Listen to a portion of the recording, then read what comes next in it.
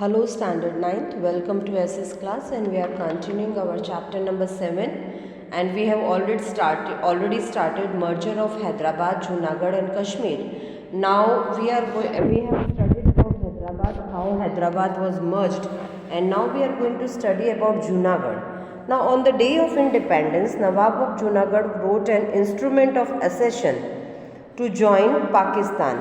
मतलब कि उन्होंने अपना स्टेटमेंट दिया था कि वो पाकिस्तान को ज्वाइन करेंगे and Pakistan in turn gave them consent, मतलब परमिशन दी थी. And Sardar Patel decided to take counter measures against this. और सरदार पटेल ने उस समय बहुत ही इम्पॉर्टेंट स्टेप्स लेने का सोचा था. People of Junagadh living in Mumbai established Aarzi Hukumat in Mumbai and during this time sheikhs of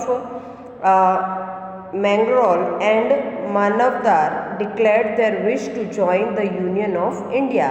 उसी समय मुंबई में जो जूनागढ़ के लोग थे उन्होंने आरजी हुकूमत शुरू की थी और इसी दौरान शेख जो थे मैंग्रोल और मानवादर के, उन्होंने अपनी इच्छा जाहिर की थी कि वो इंडिया में ज्वाइन होंगे, इंडिया यूनियन में ज्वाइन होंगे.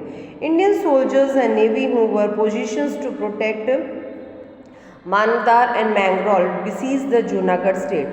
तो जो इंडियन सोल्जर्स थे और जो नेवी थी जो मानवदार और मैंग्रोल के प्रोटेक्शन में वहाँ पे, तो उन्होंने सीज कर दिया था पूरा जूनागढ़ स्टेट को.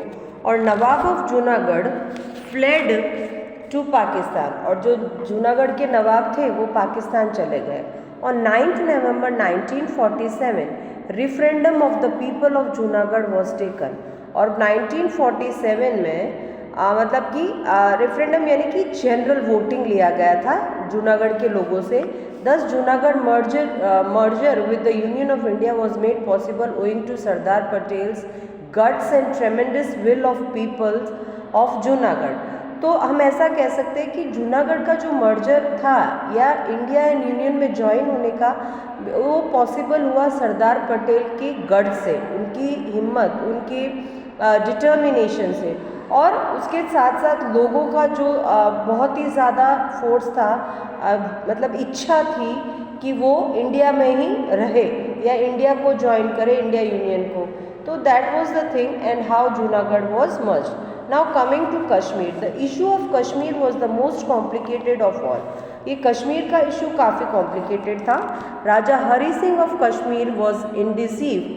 Meanwhile, Pakistan attacked Kashmir.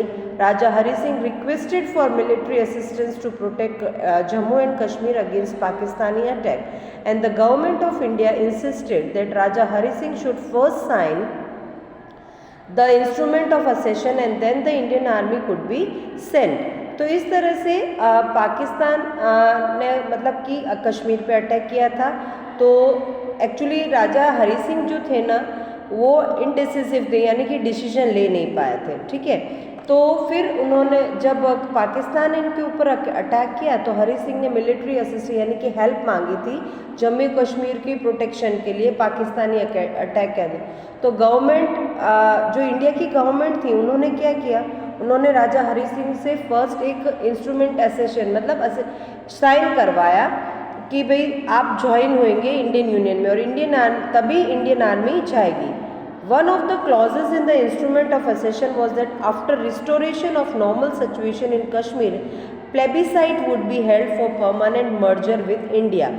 तो इस जो असेसिव इंस्ट्रूमेंट था उसके अंदर एक क्लॉज ये भी डाला गया था कि जब कश्मीर में नॉर्मल सिचुएशन आ जाएगी वापस, तब एक प्लेबिसाइड हेल्ड किया जाएगा, यानी कि डायरेक्टर्स ऑफ ऑल मेंबर्स, मतलब वहाँ पे, ताकि परमानेंट मर्जर हो सके कश्मीर का इंडिया में. And immediately after signing the letter the Indian army protected Kashmir. और जैसे ये लेटर साइन हो गया, इंडियन आर्मी ने कश्मीर को प्रोटेक्ट किया. But Pakistan had already occupied 1/3 portion of Kashmir by the time.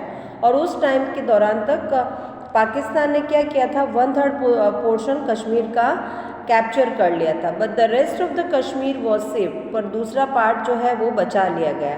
India has registered complaint against Pakistan in the security council of United Nations. और India ने पाकिस्तान के अगेंस्ट कंप्लेन भी रखी है सिक्योरिटी काउंसिल में, यूएन में। Security council suggested for cease fire, और उन्होंने सीज फायर का सजेशन दिया। Even today Kashmir issue is contentious issue in the relations between India and Pakistan. आज भी वो कंट्रोवर्शियल इशू है इंडिया और पाकिस्तान के लिए कश्मीर का।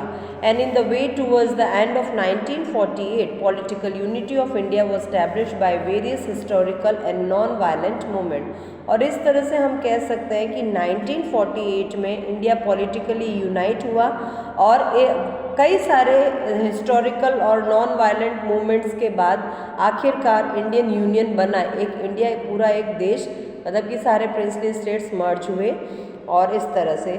सो I hope so you must have understood the merger of Hyderabad, Junagadh and Kashmir. Will continue with the remaining part in next lecture. Till then, take care. Have a nice day.